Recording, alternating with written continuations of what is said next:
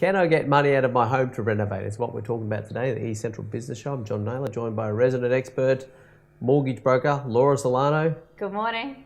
Is this advice? No.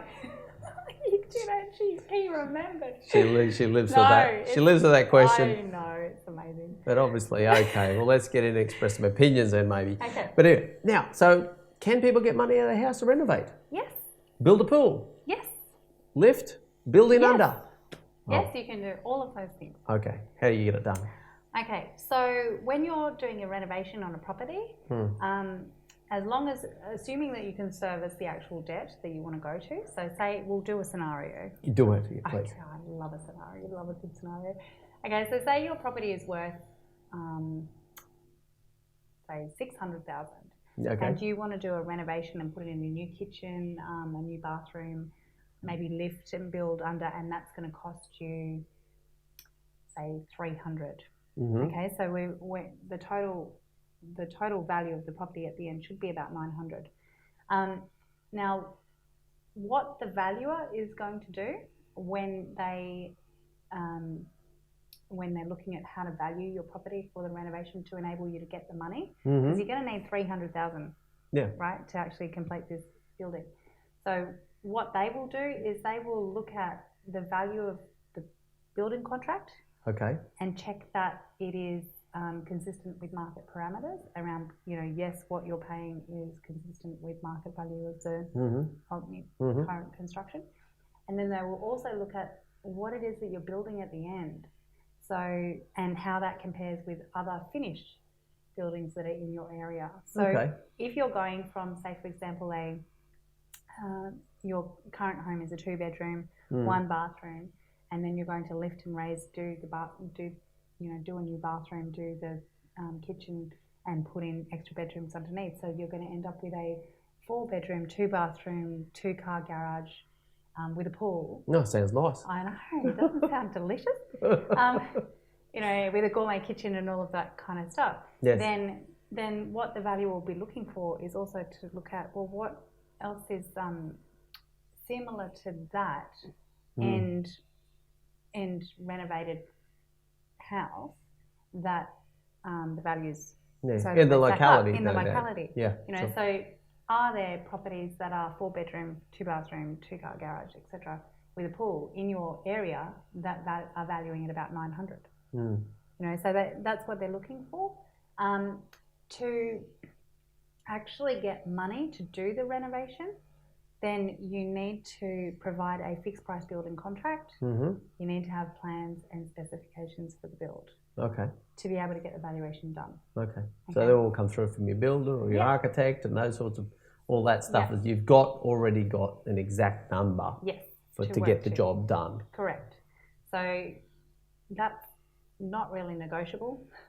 You just have to have them to be able to complete the valuation and then to be able to provide the money for it. Okay. Are we extended the current mortgage facility or are we going to refinance? I mean, what's the norm? What do people normally do? Yeah. Often people it's all on the table, yeah? Yeah. Often people will stay with their existing lender and just do an increase to pay for the construction.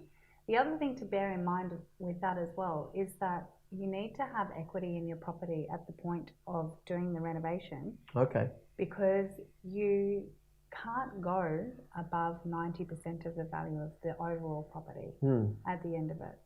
So if you've bought your home and you bought it and you had a 5% deposit at the time, then you need to have been in your home for a while so you got to have the equity to enable an overall LVR, loan to value ratio, of 90% maximum. Okay. And even in that scenario, from what I understand, that invokes lender's mortgage insurance as well, yeah? Yeah, then you'd be paying that.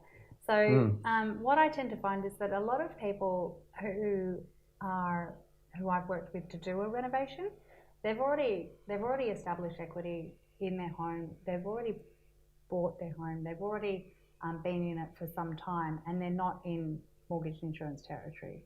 Like they've got, they've reduced their loan right down, and they're now wanting to, something's changed in the family, or they've got kids that moved out, or I don't know, whatever's happened. Sure. And they want to create something different, and they have the equity to do it. Okay, fair enough. So there's a bit involved there, and we didn't even really go into pools, and I don't know whether it's appropriate right now, but that's just another version of same, yeah? Like same, yeah. So if you $40,000, $50,000 for a pool. Yep. So if you're wanting to get money for the pool, then and you don't need to do anything else, and you need $40,000 or $50,000 for a pool, then we can definitely get money out for that as well. It's an acceptable purpose. All we need to do again is demonstrate the serviceability, and we just need a contract for the pool. Okay, but you're not necessarily improving the property in the eyes of the bank, I imagine, or the lender. Like they're not going to look at everything and say, "Oh, you've got a pool now, your property's worth more." They're not necessarily doing that. Don't know. I guess it depends on the property, because you know, and again, as long as there's equity in the property, it doesn't really matter whether it increases your value or not. Yeah, yeah. It doesn't. That doesn't even. That's your lifestyle choice, and it's what was your term there? It's an industry term, obviously. Acceptable. It's use. An acceptable purpose. So acceptable purpose. There you go. A pool. I think so. You can borrow money for a pool. It's fine. Okay. Fabulous. Does it need to improve the value of your property? Not necessarily, because usually people who are buying pools are buying them for, it's a lifestyle choice. It needs to add value to your life. Yeah. Because otherwise, why would you pay all of that money? Yeah, sure. But it doesn't necessarily need to add value to the house. Having said that, some houses may be in a price bracket that it's expected to have a pool. Okay. It'd be surprising not so. Yeah. So in which case, the fact that you don't have a pool might devalue your property. Okay. Do you know, like it's just... Yeah, we've got to keep up with the Joneses with their pool, it seems. Anyway, look, that's all part of a full conversation should be had with a good mortgage broker like yourself or Sillano. So how do people get hold of you? You can call me on mobile, which is 0422 320 497, or also email through to the office home@podfinancial.com.au. Okay, fabulous. Okay, really good information there about renovating and how you're going to finance renovations and pools for that matter. And we'll see you next time on the East Central Business Show.